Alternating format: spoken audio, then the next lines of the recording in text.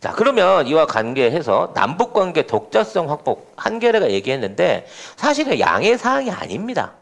원래 우린 독자적으로 독립적인 국가라고 지들이 늘 얘기를 해왔어요. 근데 그걸 안 줬지. 전작권도 안 주고 그죠. 맨날 간섭하고 남북관계 뭐 하려 그러면 자꾸 회방 넣고 이랬는데 그렇죠. 이런 부분을 하지 말자라고 하는 얘기가 이미 이제 합의가 된 거야. 합의적으로. 그래서 이거는 그냥 앞에 지나가는 내용들인 거고, 네. 이와 관련해서 이제 뭐 금강산 뭐 행사 관련한 얘기도 있고 뭐 여러 가지 얘기가 있었다고 합니다. 그동안 방해했던 거 얘기거든. 그렇죠. 이런 것들이 없도록 앞으로 우리가 자체적으로 하겠다라고, 얘기들이 이미 이제 끝나 있는 거. 이건 실무자 선에서. 자, 더 중요한 거는 앞으로, 우리 미사일 사거리나 그다음에 핵 관련, 핵 대처리 관련한 협상들 안에서 어떠한 카드를 얻어올 것인가. 그리고 남북관계 개선을 위한 그러니까 이건 독자적으로 우리가 남북 회담하겠다는 거 얘기 꺼내놓은 상황은 이제 들어와 있는 거고 그 이외에 나머지 부분에 대한 어떤 얘기들이 오고 갈 것인가. 그러니까 우리한테 바라는 건 그거야. 그냥 백신 허브 그러니까 지금 있는 이 방역 관계에 대한 백신 허브 기능을 해가면서 미국을 대신해서 미국하고 같이 동반을 하면서 이 어떤 백신의 세계화가 사실상 권력이거든요. 이제 백신을 확보할 수 있냐, 어떻게 만들 수 있냐 이게 권력이기 때문에 이 부분을 미국하고 같이 하는 부분. 그 다음에 이제 반도체 관련한 미국 내의 완전한 이전과 그와 관련된 투자 부분에 대한 요구를 미국은 지속적으로 할 거고 우리는 여기 이 조건을 들어주는 걸로 뭘 받아낼 거냐가 중요한 거란 말이지.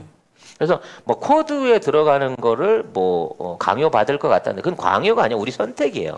그걸 그렇죠. 안 한다니까. 안 한다고 했지만 안 할 수밖에 없는 더 큰 떡밥을 좀 할 수도 있다는 거야.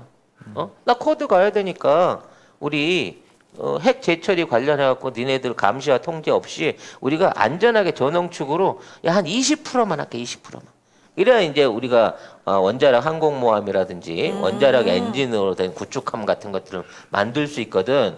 근데 지금 우리나라가 KDX 관련해서 그렇고 핵잠수함 그러니까 수중발사 핵잠수함부터 시작하고 항공모함까지 계획을 하고 있잖아. 근데 지금까지 이게 다 디젤 엔진이었어요. 근데 이걸 핵 엔진으로 할 수 있게 해줘. 이것만 따오면요. 앞으로 10년 후에 대한민국은 전 세계 3대 군사 강국대입니다. 이 정도 되면. 어마어마한 떡밥이 지금 왔다 갔다 하고 있을 거라는 거죠. 근데 이런 얘기들이 사실 외론들이 제대로 모를 뿐만 아니라 얘들이 또 심지어 그냥 나온 것도 제대로 보도를 안 할 거란 말이에요. 안 하겠죠. 얘네들은 뭘 봐야 돼? 얘네들은 뭐가 잘 되더라도 대통령이 가서 한 게 아니다. 황교안이야? 삼성이 했다? 그렇지.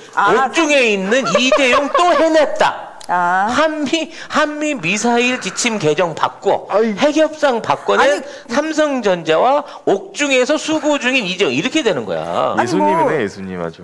국민의힘 대표단도 들어가서 있다며요. 백신과 관련해서 자기네가 성과를 거뒀다며. 뭘 성과를 거뒀네? 니들이? 네. 그러니까 어디 가서 누굴 만났는지도 모르겠는데. 화상통화. 네. 아무튼 예.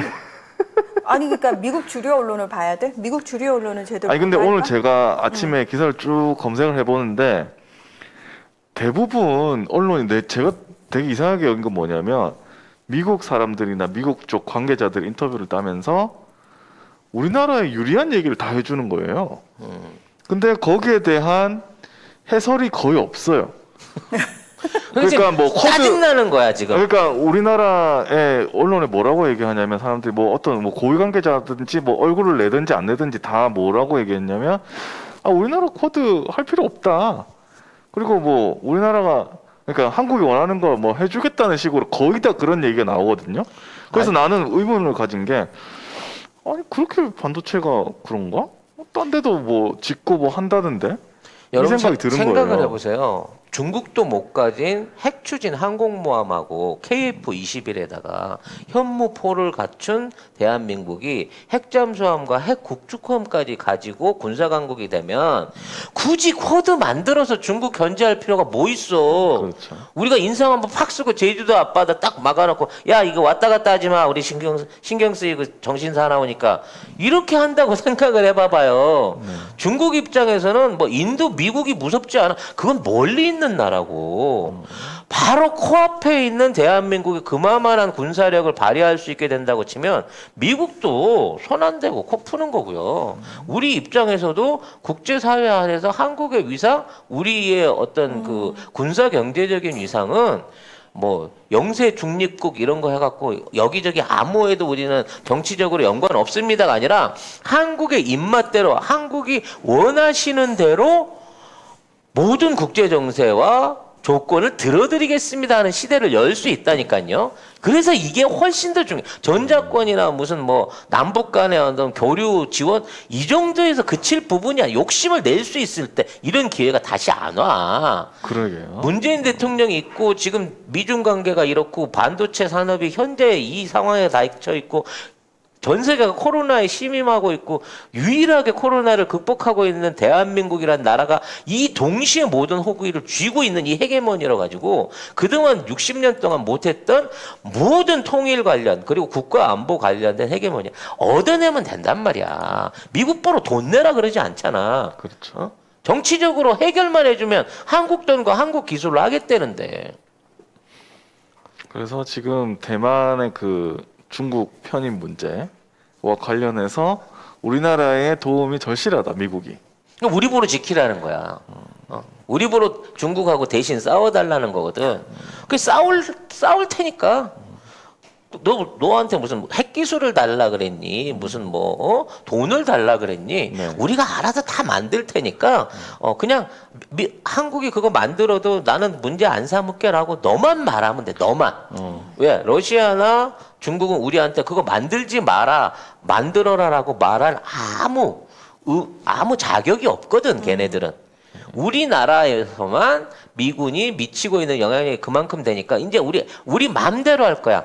요 군사 부분 앞으로 전자권이고 나발이고 그건 뭐 전실 때 얘기니까 우리가 이만큼 막강해졌는데 누가 대한민국을 함부로 건드려 지금. 그렇죠. 어? 이 상황 하에서 한국 맘대로 해라고 하고 도장 하나만 받아오면 되는 거예요. 그래서 지금 보면은 그 누구죠? 지금 미국의 국방부 장관 후보 주한미군 사령관 지명자 폴 라케머러 이 사람도 어떤 질문을 받았냐면 한국 전쟁 그러니까 6.25 종전 선언을 하더라도 주한미군 임무 수행 능력이 제한되지 않는다 이런 얘기를 했어요. 그렇죠. 그러니까 종전 선언을 하면 주한미군의 능력이 제한되지 않을까? 라고 물어봤더니 그렇지 않을 것 같은데? 라고 했어요. 이거는 질문이 나온 것도 되게 큰일이고 그렇지 않을 거라고 얘기한 것도 되게 큰일이거든요. 이 김정은이 트럼프 만날 때 남북 간의 그 정전선언, 이게 북미 간의 정전선언이 이루어지고 나도 주한미군 있어도 된다라고 그렇죠. 자기가 약속을 했어요. 그래서 민주당 입장에서 그렇게까지 얘기 나오면 그 우리가 생각했던 그림이랑 다른데 무조건 나가라 그래야 되는데 근데 김정은은 주한미군 있어도 괜찮다.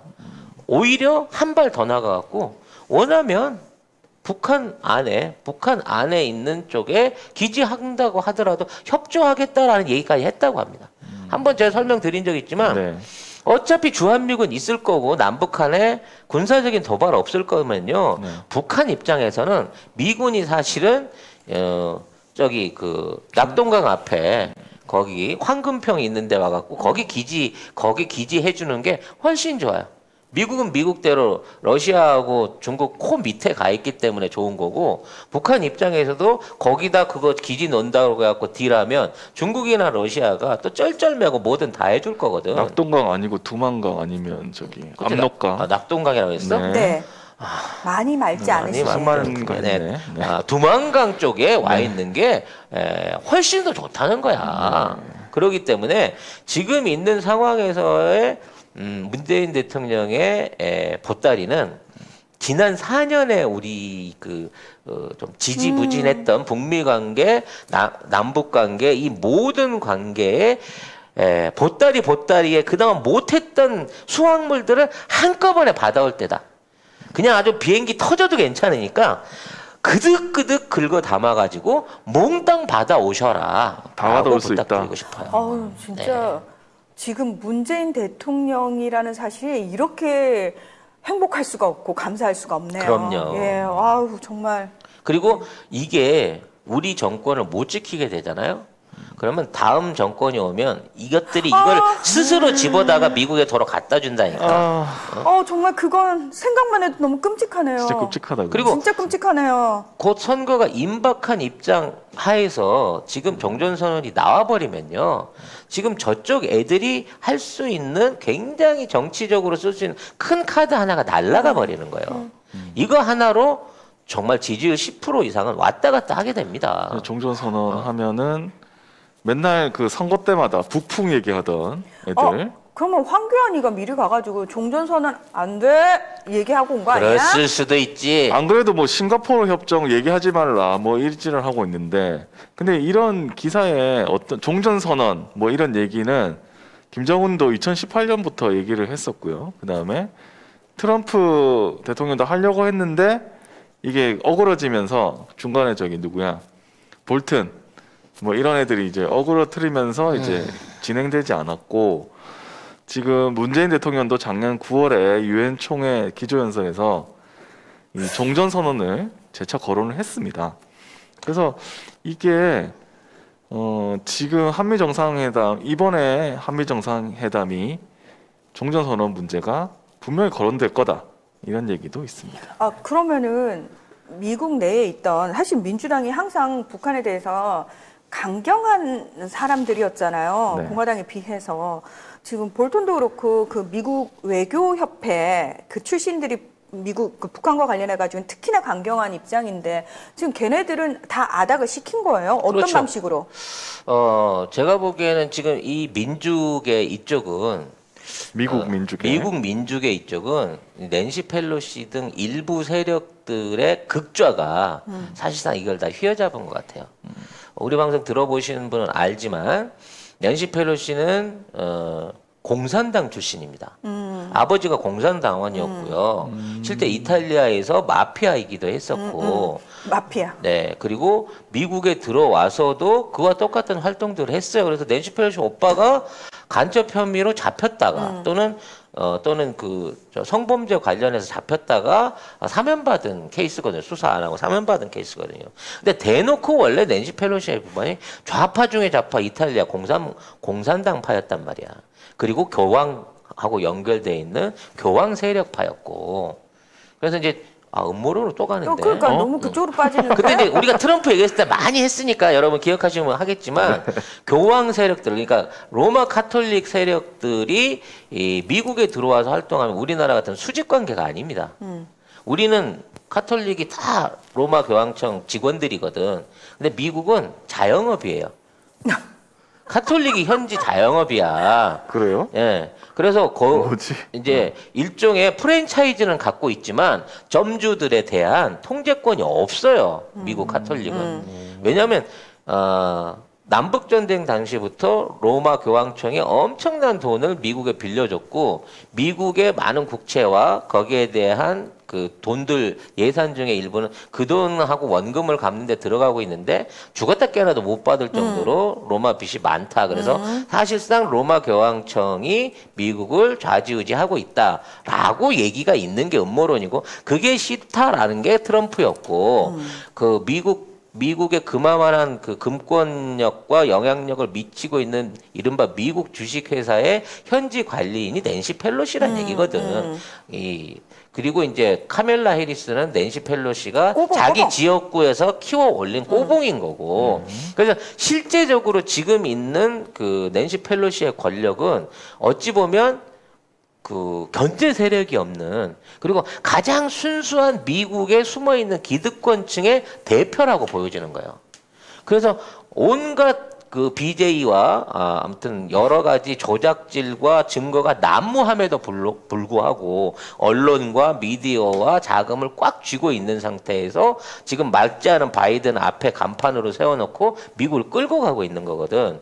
근데 얘네들도 해결하지 못하는 문제가 중국에 관련된 문제인 거야. 동아시아 관련된 문제고 경제에 관련된 문제야. 그렇게 되다 보니까 이 문제를 해결해 줄 수 있는 거의 유일한, 거의 의지할 수 있는 맹방이 한국이기 때문에 지금 일본 따위는 거들떠도 안 봐요. 지금 필요가 없지 사실. 민주당 이쪽에 주류 세력들은 옛날에 민주당 밑에서 일본 빨아주는 애들은 민주당에 로비 받아갖고 푼돈 챙기던 애들이고 얘네들은 지난 몇백 년 동안 남북전쟁이고 250년 동안 미국을 실제적으로 지배했다고 생각하는 세력들인 거예요. 이 차이가 있는 거죠. 저는 문재인 대통령 친척이 아닙니다. 문 씨가 본이 하나거든요. 네. 하나인데 다 친척이라고 하는데 저는 문재인 대통령하고 친척이었으면 좋겠다. 근데 문희상이랑 더 닮았어. 미안해. 네. 아무튼 어떻게 사람 직원한테 그렇게 심한 욕을 할 수가 있어? 나 기분 더러워. 죄송합니다. 네. 아무튼 왁구로 모든 걸 판단하시는 문희정 아나운서께서는 절대 문 씨라고 해서 다 일족이 아니라고 선언하셨습니다. 저희가 그 선글라스 광고하니까 많은 분들이 야, 엄마 아빠만 쓰면 꼭 애들이 내 거는 네. 그래서 애들용도 필요하다고 하셔가지고 저희가 정말 0세부터 지금 12세? 선글라스를 아동용으로 별도로 출시해서 지금 추가로 판매를 하고 있습니다. 요게 0세부터 쓸 수 있는 건데요. 이거 보세요. 완전 귀엽죠? 5세 정도 쓸 수 있는 네. 그리고 이거는 진짜 샤랄라 공주 좋아하는 애기들한테는 요 선글라스가 딱입니다. 지금 종류별로 사실 되게 많으니까 애기들하고 이제 아이가 같이 사이트 보고 고르세요. 같이 너 고르면 마음에 드는 너 거 골라 어떤 거 그러고 좋아? 얘기하시고요. 이러면서. 이 코코리 선글라스는요. 일단 이제 절대 안 깨집니다. 아니 근데 네. 이게요. 그 방탄이거든요. 이게 차로 밟아도 안 깨, 망치로 때려도 안 깨져요. 너무 이뻐요. 그래서 대부분 이제 렌즈로 된 걸 잘못 끼면 사고 났을 때 아이가 다치거나 눈에 손상을 입고 평생 가는 거잖아요. 그렇죠. 그러니까 이게 안전해야 되고 오히려 이걸 쓰고 있는 게 애들이 넘어지거나 야외나 나뭇가지나 뭐 이런 데 쓸리거나 찔릴 수 있는 거를 오히려 방어해 줄 수 있는 방탄 기능이 있는 거고 그다음에 이걸 입안에 넣어도 안전할 수 있는 안전한 플라스틱 소재를 사용했기 때문에 러버 소재예요, 이게. 그래서 자외선 차단, 내구성, 내화학성, 내충격성을 다 가지고 있는 TAC 평광 기능까지 있는 렌즈라는 거죠. 애들 눈 어릴 때 사실 잘 보호해줘야 되거든요. 그래서 철저하게 검증된 제품으로 씌워주셔야 되고 가격도 사실 29,900원이면 비싼 편이 결코 아니에요. 이건 깨끗해 보이지만 안에 평광 기능 들어있는 거라서 그거 자외선 진짜. 차단됩니다. 이게- 그래서 이게 얼마? 29,900원에 네, 하고 있는 겁니다. 홈페이지에 있는 애들 사진 보지 마세요. 기절합니다. 너무 귀여워가지고. 아무튼 그래서 네. 기대치를 갖고 좀 봐야 돼요. 그래서 지금 아마 낸시 펠로시 만나고 계실 텐데 사실 여기서 이제 어디까지 줄다리기를 하느냐가 그렇죠. 중요할 겁니다. 작가님 술 드셨어요? 라고 미양 언니가 네, 어저께 먹었어요. 화를 내시네요. 아직 맑질 않아요. 네, 맑지 않아서 자, 그렇습니다. 그래서 지금 있는 언론들이 써내고 있는 기사들은 어떻게든 대통령의 성과를 폄하하기 위해서 지금 밑밥을 뿌리는 거고 미국이 오히려 외신들이 지금 미국이 저렇게까지 바이든이 저렇게까지 적극적으로 라고 하는 태도를 보여줌에 의아함을 보이고 있을 정도라는 그렇죠. 걸 아셔야 돼요. 그렇죠. 아니 그러니까 저는 이상한 국내 거지. 기사만 봐도 좀 의아하더라고요. 네. 다 해주는 것처럼 얘기가 그 나와가지고. 외론들이 네. 눈치챘을까? 이런 뒷얘기를. 근데 그러니까 조선일보가 우울한 거지. 아 진짜? 일본은 자꾸 저러고 있는데. 일본은 낸시 펠로시를 만나보지도 못하고 기껏 햄버거 먹고 20분 있다가 화이자 사장하고 화상통화하고 온 게 단데 줄 알았더니 이걸 눈치챘단 말이야? 아이고. 아니 지금- 눈치를 못 챈 것 같기도 해요. 좀 챈 것 같긴 한 게 뭐냐면 오늘 저기 조선일보인가 뭐 사설을 보니까 뭐 쇼는 뭐 다 잘 될 수 있다. 그러나 뭐 실질적으로 가져와야 된다 이러면서 약간 두루뭉술하게 얘기를 해놨더라고. 안철수는 문 대통령한테 각오 단단히 하고 백신 못 가져오면은 뭐 오지 마라 뭐 이런 식으로 얘기를 해요. 얜 진짜 바보구나. 몇 번을 말씀드리지만 우리나라는 백신 지금 받아오면 안 돼요. 잉여라고 잉여. 네. 아니 지금 우리가 접종 라인이 지금 아직도 일주일에 한 30만 명 이쪽 정도의 접종 물론 이제 확대를 시켜가고 있지만 네. 그건 이제 확보도 해가면서 지금 이제 효과도 봐야 될 거 아니에요. 그럼 그렇죠. 우리가 확실하게 이제 면역이 되고 있고 사람들의 그 확진율이 떨어지고 감염률이 떨어지는지 확인해봐서 단계적으로 진행하면서 8, 9월 달 이후에 훅 몰아넣을 거예요. 그러니까 지금 있는 분들은 다 60대가 아니지 70대 고령자들이기 때문에 이분들한테 너무 많은 걸 갑자기 놨다가 문제가 생겨 커버가 안 되니까 이렇게 가는 거고요. 우리 같은 50대나 40대들이 맞아야 될 시점 되면 7, 8월 넘어가게 되면 진짜 그때 하루에 100만 번씩 막 놓을 겁니다.